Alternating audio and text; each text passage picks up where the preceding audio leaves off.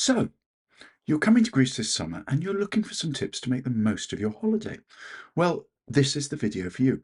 I'm Andrew, I live in Greece, and Greece is fantastic to visit all year round, but in the summer it gets particularly busy. So take my advice, make the most of your holiday. My first tip, and I can't stress this strongly enough, is to plan and book before you come to Greece. If you're coming in July and August, it is the peak period and everything gets booked up really quickly. Everything else gets really expensive really quickly. So the earlier you can book, the better you can plan, the better your holiday will be.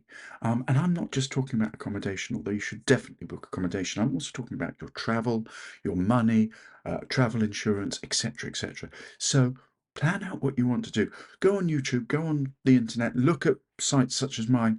We advise you on where to go, what to do, how to do it, and pre-plan. It's half the fun anyway, looking forward to what you're going to do. So that's my tip number one. Don't forget it.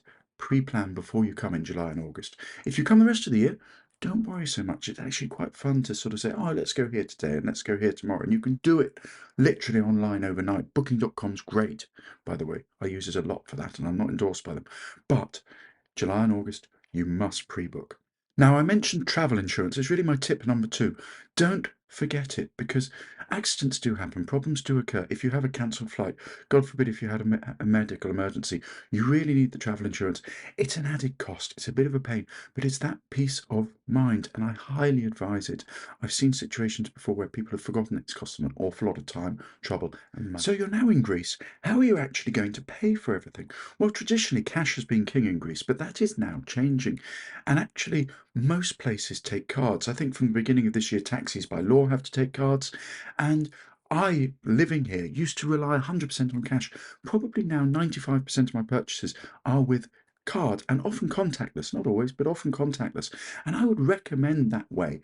For most people, if you set up your banking properly in advance of coming, it's the cheapest way to pay. Still have some cash in your pocket, take some cash in your pocket, check before you sit down to eat if they'll take cards, etc. But cash is no longer king in Greece and it's not absolutely necessary. And I actually like paying by card here. It's a lot better. By the way, also get a receipt. If you don't get a receipt, you don't have to pay. The services are free. That is the law in Greece.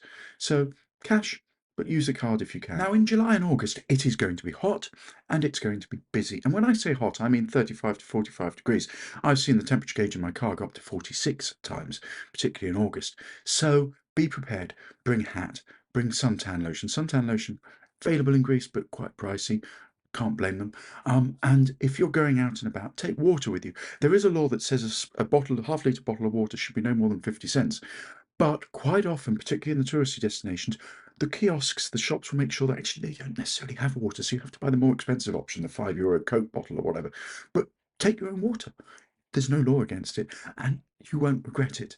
But be prepared for the heat, dress sensibly for it, and be aware that, for example, in the afternoon, everyone has a siesta. So on Tuesdays, Thursdays, and Fridays, the shops are shut typically between 2:30 and 5:30 in the afternoon, and then open up in the evening. Greece is very much a nightlife, so my advice is if you're doing sites, go in the morning, relax in the afternoon in the heat of the day. It will all be quiet anyway. Lie on the beach, whatever you're going to do, have a siesta, and then in the evening, go out and be aware the Greeks go out late at night. We're talking 9:30, 10 o'clock. This isn't Northern Europe where you're out at 7, 7:30 and you're in bed by 11. You're on holiday, enjoy the experience, but be ready for the heat. So how are you going to get about in Greece? Well, it really depends where you want to go. If you're in Athens, I'd strongly suggest you use the metro and the trams. They're excellent, they're relatively cheap. You do have to watch for pickpockets, particularly distraction techniques. I'm not going to go into that, but the metro in Athens is infamous for it. So keep an eye on your baggage. But in Athens, walk around the centre. It's really small. I have a video on it actually. Tourists in central Athens. Really easy to walk around the centre of Athens, all the sites. But if you want to explore Athens more, use the metro. You can use taxis. They get a bit pricey. But the moment you want to go out of Athens, you really have a couple of options. If you're going to the islands, you either go to the airport and you fly, and that can be advisable for somewhere like Crete or Rhodes because they're quite a distance. It can be 16, 18 hours on a ferry. Or you go down to Piraeus, or you go to Rafina, and you get the ferries to the various different islands. And there are actually three ports worth considering. There's Piraeus, which is the main port in Athens, really services all the islands. Then you've got Rafina, which is about half an hour, 40 minutes in a taxi from Athens, second port of Athens, if you like, does Evia, does Paros, does Antiparos, Naxos, etc. And then you can go over to Kyllini, which is the other side of the Peloponnese, to do the Ionian Islands, Kefalonia, Corfu, etc. So where you're going depends on how you get there and where you should go from. But how would you get to, say, Kyllini, the other side of the Peloponnese? Or let's say you want to do the mainland, let's say you want to go up the Delphi, let's say you want to go down to Kalamata. Well, the KTEL, KTEL buses run from the centre of Athens. Kifissos, for example, is the major bus station in Athens, easily accessible. And you can pre-book buses and you can go off. The bus network is fantastic. Forget trains, there are no real trains in Greece, not worth talking about trains, unfortunately. But the bus network is extensive, particularly in the summer, regular, reliable. And you can go to all the major destinations. For example, go to Argos. There's a big bus station in Argos. Then you can go to Nafplio, you can go to Kalamata, you can go down to Sparta, go up to Larissa if you want to go north. So the buses are there and accessible. The other option is, of course, is a hire car. Now, people get very nervous about driving in Greece. I drive in Greece all the time, and I don't find it bad. Some of you might say, but you live in Greece, you drive in Greece. It's not bad. The reputation's far worse than the reality. The roads are generally very good. The drivers are courteous. I find the Greek people fantastic anyway.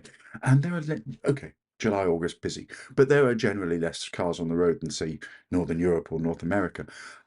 Top tip though, if you're getting a hire car, only pick it up in the daylight so you can actually check, and do check, because if there's any scratch or any bump or anything that you haven't spotted and you pick it up at night and you won't see, they're going to have you for it when you deliver it back. So my advice, pick it up in the daylight, video around the car, take photos so that you've then got evidence when you take it back that if there were any blemishes, scratches, whatever on it, it wasn't you and you don't get charged for it. Now, most people will obviously want to go to the islands, and absolutely perfectly reasonable to do so. My only tip there is don't try and do too many. Let's say you've got a couple of weeks, you need a few days to relax. If you're constantly stressing about getting a ferry and traveling to the next island, you're not going to get to know anywhere. You're not going to really experience the Greek culture. Yes, island hopping is fun, but my advice is find a base, stay in that base, and then explore from that base. That said, you don't have to just go to the islands. The mainland, particularly Peloponnese, is fantastic.